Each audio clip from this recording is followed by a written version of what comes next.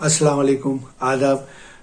आज हम हमारे प्रभाव हिंदी न्यूज़ यूट्यूब चैनल के माध्यम से नांदेड़ मनपा चुनाव के बारे में बात करने जा रहे हैं। और कल नांदेड़ मनपा चुनाव के फॉर्म नॉमिनेशन की प्रक्रिया शुरू हो रही है और ये प्रक्रिया सभी राजनीतिक पार्टी दल के द्वारा, कार्यकर्ताओं द्वारा फॉर्म भरने की प्रक्रिया शुरू होगी और सुबह 11 बजे से लेकर 3 बजे तक ये प्रक्रिया शुरू होगी और ये 23 तारीख से लेकर 30 तारीख तक फॉर्म नॉमिनेशन की प्रक्रिया शुरू होगी। और नांदेड़ में 20 प्रभाग में 81 नगर सेवक चुनकर आएंगे और कल से इसकी जो चुनाव के जो फॉर्म भरने की जो प्रक्रिया शुरू होगी और सभी राजनीतिक पार्टी द्वारा भी और अपक्ष उम्मीदवार द्वारा भी फॉर्म नॉमिनेशन का जो सिलसिला है वो शुरू होगा और ये 23 से लेकर 30 तारीख तक होगा। और 2 तारीख को फॉर्म की जो छाननी है वो होगी और 3 तारीख को अपक्ष उम्मीदवारों को भी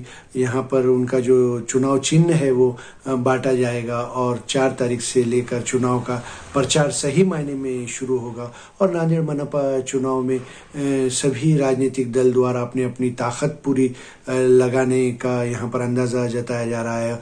और ऐसे में महाराष्ट्र में नगर पंचायत और नगर परिषद के नतीजे आए हैं और भाजपा सबसे बड़ा दल यहाँ पर उभर कर आया है और भाजपा के महाराष्ट्र में सबसे पहले क्रमांक पर नगर अध्यक्ष जो डायरेक्ट आम जनता से चुनाव हुआ था उसके नगर अध्यक्ष चुनकर आए हैं।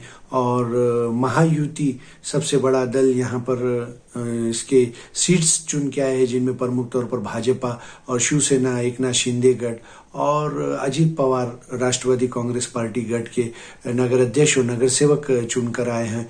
और महाराष्ट्र के नगर पालिका के चुनाव में मजलिस इत्तेहादुल मुस्लिमीन को भी काफ़ी बड़ी कामयाबी मिली है और कारंजा में उसके डायरेक्ट नगर अध्यक्ष और पूरे महाराष्ट्र में उसके 81 नगर सेवक चुनकर आए हैं मजलिस इत्तेहादुल मुस्लिमीन के।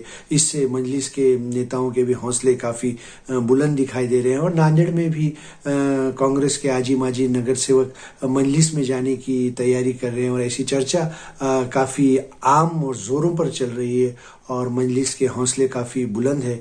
और नांदेड़ मनपा चुनाव में एक और भाजपा और एकनाथ शिंदे शिवसेना गढ़ और शिवसेना उद्धव ठाकरे गढ़ और मजलिस इत्तेहादुल मुस्लिमीन वंचित बहुजन आघाड़ी राष्ट्रवादी कांग्रेस पार्टी शरद पवार गढ़ और दूसरे अपक्ष कई उम्मीदवार चुनाव लड़ने की तैयारी कर रहे हैं और कल से ये प्रक्रिया शुरू होगी। और ऐसे में देखने लायक होगा कि किन उम्मीदवारों को यहाँ पर पार्टी का टिकट मिलता है और जो पार्टी का टिकट नहीं मिलता है वो क्या अपक्ष चुनाव लड़ते हैं। और कई उम्मीदवार यहाँ पर क्या दूसरे पार्टियों से भी जाकर चुनाव लड़ते हैं, ये भी देखना दिलचस्प होगा। लेकिन नांदेड़ महानगर पालिका का चुनाव एक अहम चुनाव माना जाता है और 20 प्रभाग में 81 नगर सेवक इस बार चुनकर जाएंगे नांदेड़ मनपा में। और पिछले 3 साल से ये चुनाव नहीं हुए थे और अब चुनाव में काफ़ी उम्मीदवारों में काफ़ी कार्यकर्ताओं में जोश दिखाई दे रहा है और कल से चुनाव का आगाज़ होने जा रहा है और फॉर्म भरने की प्रक्रिया भी शुरू होगी। और 1-2-3 दिन में पार्टी के जो उम्मीदवारों का भी फाइनल लिस्ट यहाँ पर लग जाएगी और फाइनल उम्मीदवारों के नामों की भी घोषणा पार्टी द्वारा और उनको ये भी फॉर्म दिया जाएगा।